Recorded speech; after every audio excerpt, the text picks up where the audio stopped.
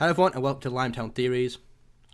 Alright guys, before we continue the video, there is spoiler alerts. So essentially everything that happens in this podcast could eventually be in this video or the following videos. So if you've not listened to the podcast yet, pause the video, go watch it now, or listen to it, depending on which one you want to go with, and the links to it will be in the description below. Anyway, I'm Lightrush. I'm Retro Reaper. And in this video we'll be discussing the different theories that we've come up with from the podcast of Limetown. Now in turn we're going to speak of each theory that we've got. Mark's going to start. Yep, so we've got the invisibility theory. And then we've got the cave theory. We've got the experimentation theory. We've got the abduction theory. And the dimension theory. And then we've got the late entry, which is about 10 minutes ago, where somebody had come up with the biohazard theory. Yeah, which is quite a strong theory. Which neither me or Lightrush saw.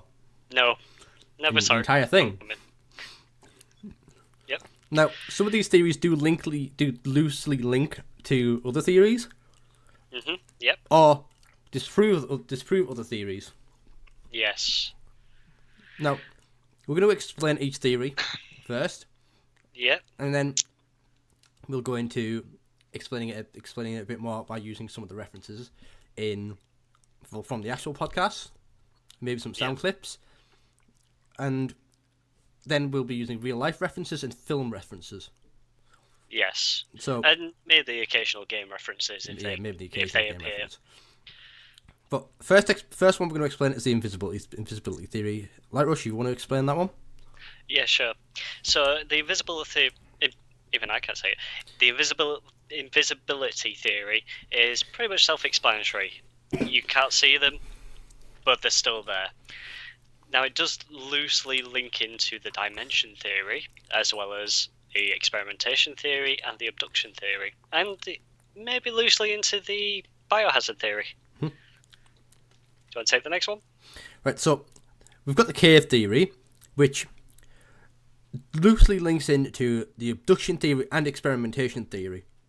And as our late entry came in, it also now loosely links to biohazard theory. So this theory is based around the fact that underneath of Limetown is a series of caves which are linked to each other, and are linked to which basically link everything in the facility. So that's the principle of that theory. Yep. The dimension theory. Now, this one's quite difficult to explain, but I'll try making it easy for you guys. Dimension theory can cause like time lapses, reception issues, any disappearances and things like that, which, as we said previously, links to the invisibility theory. Time lapses can happen in this, and it's a very big subject, so it's going to be very difficult to try condensing it down for you guys, but the dimension theory is quite vast in this sort of aspect. But it does loosely link into the experimentation theory, which, as most people know, you can experiment into dimensions. The abduction phase also the induction theory also links into the dimension theory as well. The biohazard theory very loosely into the biohazard theory. So now we come on to the abduction theory. Now the principal behind the abduction theory is there's two ways this could have happened. So first way is quite ridiculous in thinking that possibly outer solar system species have taken all of the town's residents, as there are some links within the podcast suggesting this, but in a very weird way. The other abduction theory is that this is a government experiment, which, like I said, it comes into the experimentation theory and the biohazard theory. I mean that obviously they're going to need subjects, and where else they're going to get these subjects apart from the people who are living in the town. So they take all these people, and they're currently stored in the facility. Now, like I said, this is a very loosely based theory because there's not really that much evidence to cover it. But we're going to go on to the next theory now. Yep. So the next one is the biohazard one, the late entry. So if any of you are into your zombie films, zombie games, horror genre, you will know what biohazard means. And we can have and also have some evidence into it through the experimentation theory that the biohazard one could be a legitimate theory in this one, with the use of studying of viruses, studying of any chemical warfare, things like that. This could happen, and it could be, like I said, caused to be a legitimate theory in this podcast. And then, last but not least, we have the experimentation theory. Now, this is sort of the most endorsed one when you look at the facts, due to what the town was about.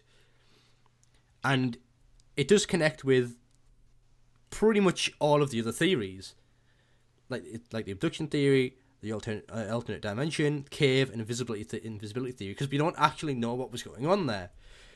So no. This is strongly linked to all the other theories.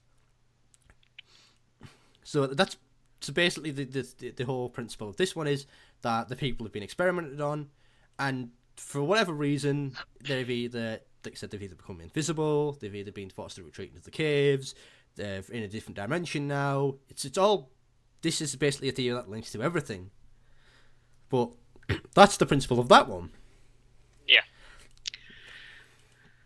Now this is where your minds get blown, where we try and explain them all for you. Obviously, as we mentioned earlier, there will be some audio clips, maybe some quotes as well from the actual podcast. Now, we are working from the episode 1 podcast. We are not working through the rest of them until we bring out episode 2, episode 3, that sort of thing. So episode 2 will be episode 2 of the podcast. So for this one, all we know is we're a little bit in the dark on this one. We don't have all the information. We're just going through speculations currently and what theories work best in this sort of situation. So that's literally what this video is. It's speculations at the minute because there's no concrete evidence to support any of these theories as of yet. Yeah. So we might as well start off with the easiest one, how the podcast starts. So in the podcast, you literally hear people calling out for emergency services to come to the town. Now, it's mentioned in the podcast that there is a violent breakout and smoke appearing from somewhere in the town. Right. So this is literally how it starts off. There is, like I said, there's a phone call to the authorities, and there is a woman screaming. When I find it. So guys, we've got notes. We've got all these notes written down. Notes. We're having to look through our notes. Yeah. So if you see us look down, it's notes. Find. Here we are. Woman called at the start of it. It's clearly a distress call, and she's screaming, "Turn it off! Turn it off!" Now we don't know what she wants turning off at this point. Yeah. But there's clearly something going on, and when the whole quote of turn it off makes me that's sort of supporting the experimentation theory, as in turn off the machine, oh god please turn it off. Yeah, but you could also argue that it's the biohazard theory as well. It goes on further. Obviously we will explain the smoke a little bit later on in the video because it leads up to it.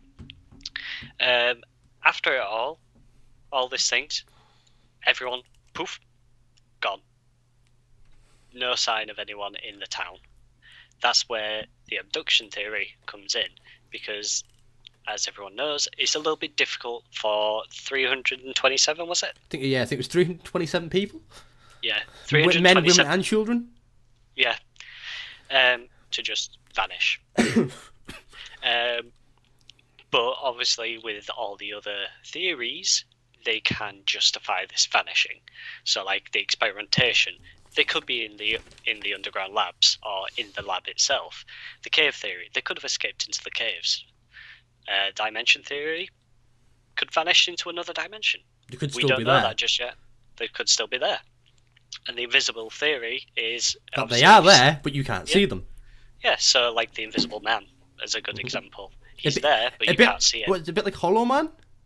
Hollow Man as well, A yes. bit like Hollow Man, where they find a way to make a person invisible, and he can move, where he can still touch things. But this isn't sort of the same because there's no physical contact. You can't hear them, you can't smell them. They're just not there Yeah. to you. So going a little bit more into depth to this is the experimentation. They could have been experimenting on invisibilities, or the ability of invisibility.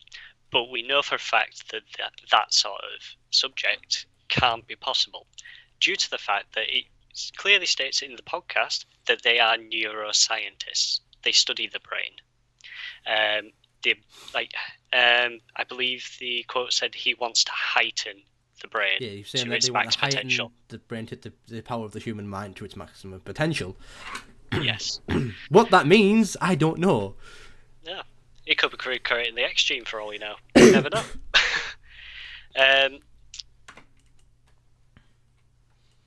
And during this time of panic, people are obviously calling out to the families. So one aspect of this is one woman later on in the podcast was crying, saying that her last phone call with her child was with bad cell reception. Yep. Now, this particular topic links into quite a lot of the others So as well. this one links up with the abduction, experimentation, and very loosely with alternate dimension.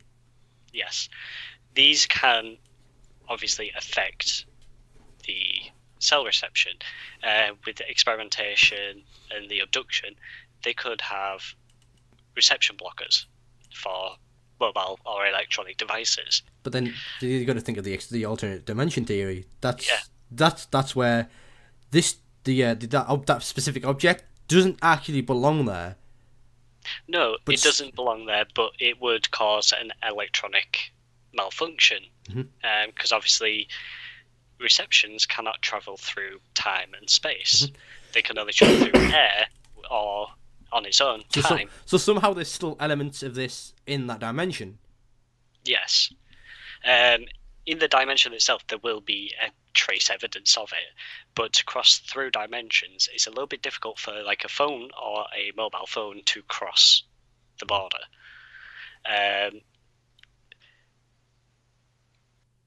From there, going on with phone calls, there was an unknown caller to the security guards that had blocked off the city to stop people from entering, that told them to leave.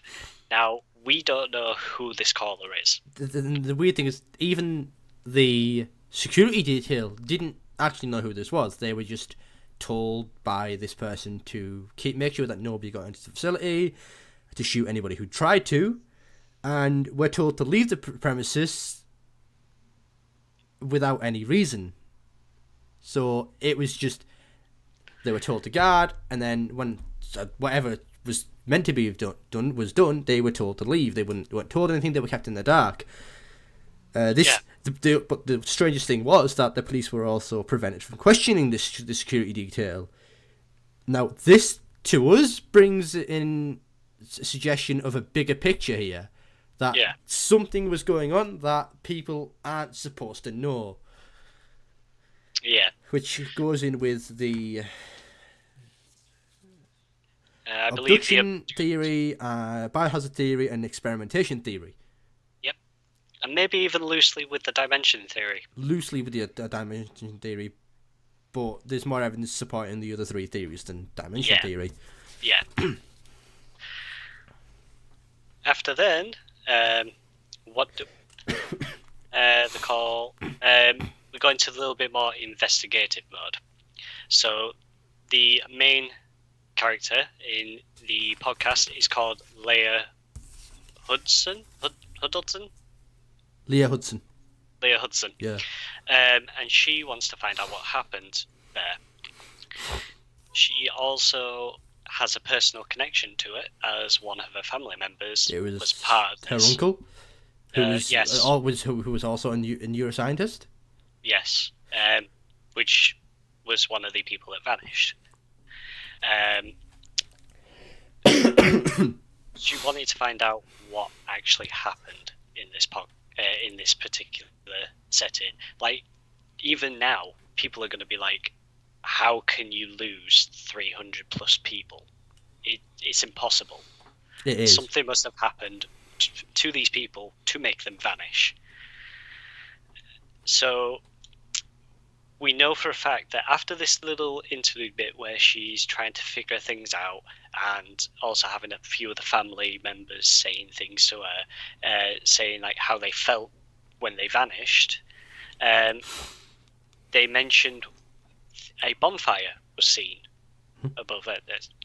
Now this bonfire had someone attached to a stake burning on it, which we found out was one of the lead scientists. It was actually the lead scientist. It was like the guy who set it all up. Now, one of the things that me and Lightrush would like to point out is that burnings in medieval times and such were purely reserved for heresy towards the church and witch trials. Yeah. So this strongly supports the alternate dimension theory, or a timeline, influx of sorts, where maybe this person has been somehow taken back to these times, and because he's a man of science, some science was seen as witchcraft.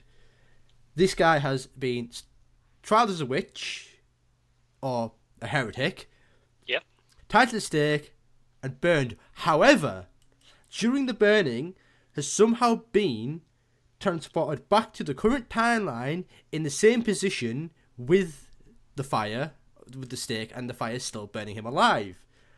Yeah. But there's not really any evidence to support this. As you'd have like specific things around the grassy areas or wherever the stake had been put, you would see a distortion around it. The other reason why there's no theories, no evidence to support this, is that the current site of Limetown is new. It's not said that anything was previously built there. Yeah. So unless we don't know, it's all very vague because there's not that much evidence to support that particular theory at the minute, or that particular reason to why he was burned at the stake.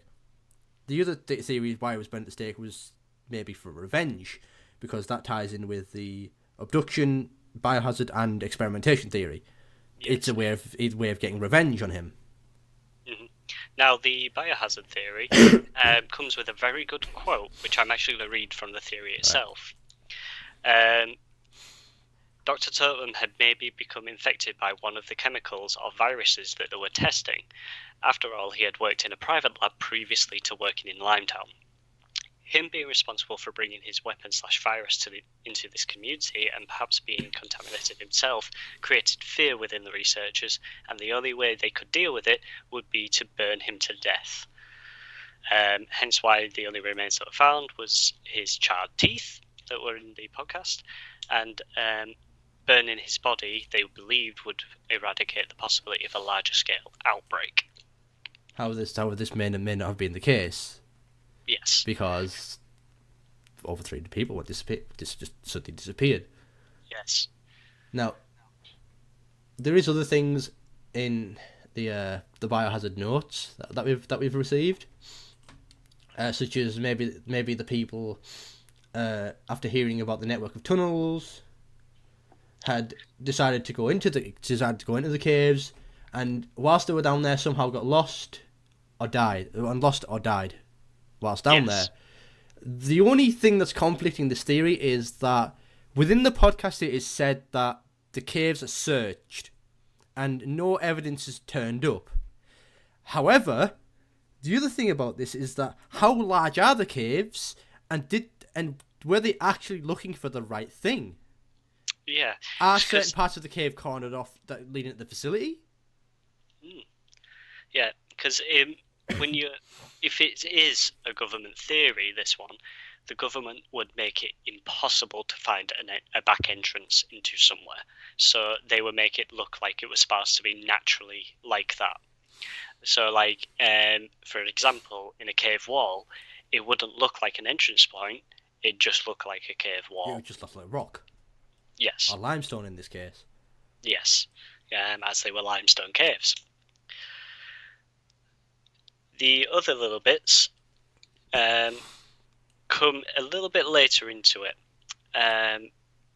One interesting fact, which can fall into sort of the time lapsing with the dimension side of things, is the buildings when she went to go visit.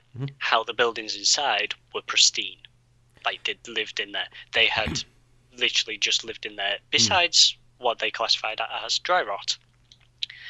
But the outside of the buildings, looters, raiders, animals have all been there. It was overgrown with grass and wildlife, and there was some vandalism to the outside. The other thing is, like, the vandalism was unspecified. It just says vandalism. They don't say graffiti, smashed windows, broken bars. They don't mention it. They just specify it as vandalism. Yes. Now, they said there's no specifics on that. Yeah. But what makes it even more interesting is these houses were all connected to the cave systems as well. Literally every house in this Limetown was connected to the cave systems, which kind of makes it seem weird that there could have been, in the dimension theory, a paradox where the outside of the buildings weren't affected by the time lapse, but the insides were. So you're suggesting that the time lapse has something to do with the cave? Possibly, yes. So essentially, there could be a time lapse in it, which goes against what was mentioned previously about them escaping into the caves to try and flee or dying. Because if that time lapse was there, they'd still be alive. So it's more likely that they went into hiding in that aspect. With the cave system also being checked, there's also slight things where you just don't see things. Like, how can you see a time paradox? You can't. You physically can't. And now, the one of the things that's also mentioned in the podcast is a man named Avi Villard. Now, this is the man that funded the entire project, but has refused to say anything about the project. Now, one of the weirdest things he says that the work of one of the scientists will earn its rightful place, and that everybody, and it comes across as him threatening them, saying, when this work is complete, all you people will get what you deserve. Which, to me, comes across weird, seeing as the site has been abandoned for the last 10 years. However, this theory is supported by the fact that the gates of the research facility itself are now a mile closer to this facility than they were before. And they're electrified as well. Electrified, which means there's something to hide. Now, the problem here is this is one of the things I said is, how is this possible if the project itself is incomplete? Now, this strongly supports the abduction theory and the experimentation theory, due to him giving a hint there to this is still going on. Yes. Also, to add on to that one, he also worked in the telecommunications department, which means he could block signals to outgoing calls and incoming calls. So any person wanting to speak to the outside world about what's going on can't. Right, so... Right, he's one of the things that Limetown's construction was no secret. It was publicly known throughout all the residents of America. Now, the place itself was known, but what they were doing. What they were in doing the town. wasn't. It only comes apparent later on when the reporter's companion Terry Yes, Terry. mentions that the whole purpose of Limetown was to heighten the human mind to its maximum potential, like we said before. Hmm. Now, and the lead scientist being Oscar Totem, which was he was a neuroscientist and who had from what we'd heard had previously already done experiments as such. Yeah. Right. And then so then one of the things that we said we found was hard to understand was on February the 8th the town was brimmed with life. 3 days later, on February the 11th, it was almost as if nobody had lived there. Yep. Now, I understand, guys, this is us, it's yo-yoing a bit here, but we're going in order, trying to go in order of how it comes across in the podcast as well. Yes. Now, this is when she's speaking to an FBI agent. Yes. And he gives some theories. But his theory is the more ridiculous of them being alien abduction. Yeah, that would be the only time in the podcast that alien abduction had been kind of mentioned. But he mentions it in the state of there's some lunatics on the outskirts of Limetown that are selling UFO toys and stuff like that. And he mentions that they would have more sense of what is going on than what he would. Like he's not saying that he doesn't believe that. He's actually not saying he doesn't believe that. It's sort of hinting at that might have been what happened. Yeah.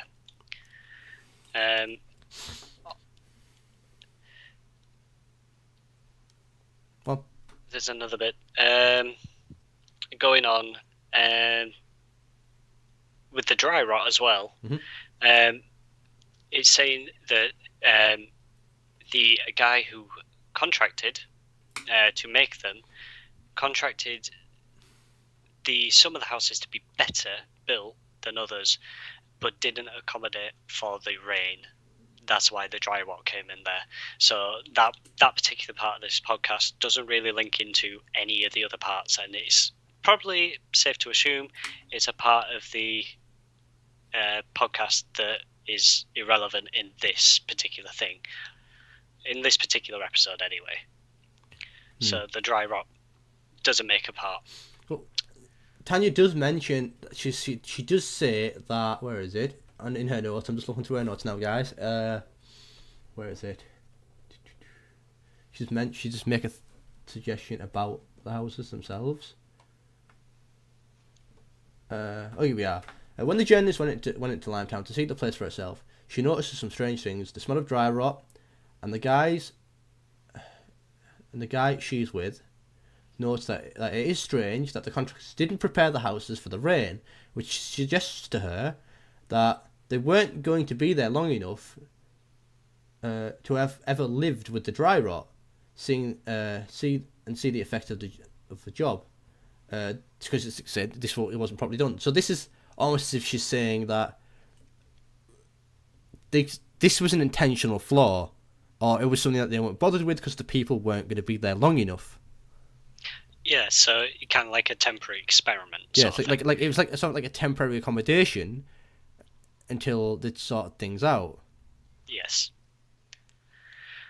Another bit is there were no plants around the place, which means that the land wasn't fertile,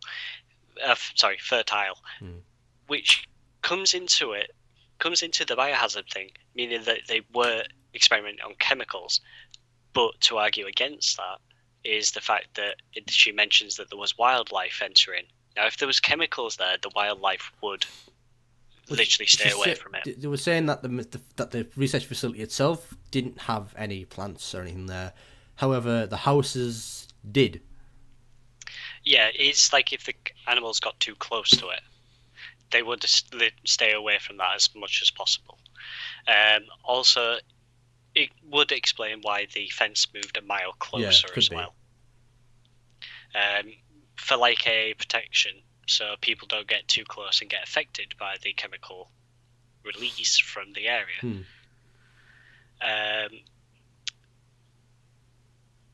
So it says that not only on people who see how people react, but also to the land to see the environmental effects as well, which means as there was no plant life around, in the environmental effect would have been death for the wildlife and death for the plant life. But for humans, it could be a completely different effect. Right. So the only thing we've really got left now is what happens at the end of the podcast. Now that was the we've all been led to believe that all of these people have disappeared and there's no trace of them. However, this is a big spoiler, by the way. Yep. At the end of the podcast, Terry finds a survivor, and this survivor only wants to talk to Leah and will not talk to anybody else. Now, we've gone off the assumption that everybody's gone at this point. Yes. So who is this person? Who is this survivor that they found? Now, it said she will only speak to Leah. Yeah, she says that she will only speak to Leah. But she would only speak to Leah off recording, which means Leah would have to stop the recording of the phone call. So you miss out on everything that's been said. Yeah. At the point where it just cuts off. Yeah, she also says that she will leave some of the information to Terry as well. Which means not all the information is going to be handed over to Leah. So we don't know what's going to happen. And we won't know the full story until both Leah and Terry come together. With this as well, it opens up a whole section of questions that's, if you've listened to it now, you'll also have it like, how does she play out in this role? How did she survive, but the other 326 didn't? So, with all this being said, the most evidence so far goes towards the abduction theory, the experimentation theory, seeing as there's also evidence that goes against this due to the fact that there's no signs of struggle. Yep. So I don't imagine people would willingly, like over 3 people would willingly go to a research facility. Yep. So that's what goes against that. That's also what goes against the biohazard theory. Yes. And the cave theory, because I can't imagine people would want to get into a dark, dank cave. No, not unless they were in dire struggle. As you said, there was no evidence of any struggle, any turmoil. There was still clothes in the closet, there was still mail on the table, and all that strikes me as being strange. So that's where the points go towards the invisibility theory and the alternative dimension theory. Yeah, they just up and vanished, sort of thing. Which, if there was like a time paradox or a dimensional portal opened, they would have literally stepped through it and be in the same place, but not possibly in the same time. As for the invisibility theory, they would have just turned invisible. And there would still be some movements around, but unless they were in a situation where they weren't allowed to talk or make signs that they were there, that would explain why the invisibility theory is quite a valid argument. With the experimentation theory as well, that explains a lot of the situations that have happened, like the lab that's there, the reason why they could have disappeared, what happens in the caves, this sort of thing. It's quite a legitimate reason. You've got to put into perspective that the fact that the lab cannot be entered. Yes. Like, it is off limits to everyone. Yeah. So, which is why there's more support towards the experimentation theory. But like I said, this doesn't quite add up. Like I said, guys, all of these theories are quite speculative at the minute because there is no concrete evidence as of yet. None at all. So we can't possibly pick out a specific theory at the minute. It's a possibility for all of them, but there are bits that don't quite fit together just yet. It's like an unfinished jigsaw. There's still parts that are missing. Yes, exactly. Obviously, as we're closing in nearer to the end of this episode, these are our theories. These are what we have come up with listening to this podcast. Obviously, with the biohazard theory, that was made by my friend Tanya. Our friend Tanya, yes, and she made up a very good theory. Which is literally the reason why we added it in, because we looked at it and we went, wow. Yeah. That's actually really good. That's something we didn't think of. It was a page and a bit, wasn't it? It was about a page and a half. Yeah, about a page and a half of theory, and it was brilliant. So at this point in time, we would like to know, which theories do you think were the strongest in this podcast? And which theories do you guys have? Do you guys have different theories than we do? What and why do you think of this theory? Like, yeah, we want you to be as interactive with this as we can be with you guys. So if you've got a theory that we haven't mentioned, let us know. Yeah, we've got the email address in the description, as well as on the YouTube channel profile. We've also got, you can also leave it in the comment section below. We will do our best to read every comment and every theory that you come up with. And we do also have a Discord group, which is open to public. Yep, and any theories that stand out really well to us, we will mention them in the next episode. Right, so guys, that's literally all we've got for episode 1. So this is coinciding with the episodes we've listened to. So next will be episode 2, and we'll see how our theories compare to episode 2. Yeah. Let's see if they completely change. Yeah, let's just see if they completely change. Let's see if all the theories that we've currently thought of are just completely incorrect. If they stand, if they don't stand, it's purely down to what we listen to next now. Yeah. So I think that's all we can really say at this point. Yeah. That's it, but for us, so yeah. There's no other points that we can cover. With this one, we are, as you said, we are listening. This episode 1 is based off episode 1 of the podcast, and we've not listened to episode 2 yet. So for everybody that is watching, we are on the same page as you guys. We are listening at the same page. We're behind you guys. You guys might have already watched the entire, or listened to the entire podcast, whilst we haven't. So you guys will have an idea of what's going on, but it's still interesting to see the thoughts of other people at the same time. Yeah. Like I said, we're interested in hearing what you guys have to say, and surely you guys are interested in what we have to say. Yeah. And speaking of spoilers, those who have listened to the whole podcast, please don't put spoilers in the comments. Yeah, please don't tell us anything that's happened. No, we don't want that, because it's just going to be very slow paced. We want to go through them, take notes, re-listen to them, and it's sort of like that process of, you can't just listen to it once. You've got to listen to it a number of times just to make sure you catch everything. And I'm still not sure we haven't caught everything in episode 1. Yeah, there's obviously going to be bits that we've missed. If you guys pick it up, feel free to leave it in the comments below. We'll make sure to mention it. And we'll read it, and we'll mention it in the next episode. So, guys, that's goodbye from me. That's bye from Nightrush as well.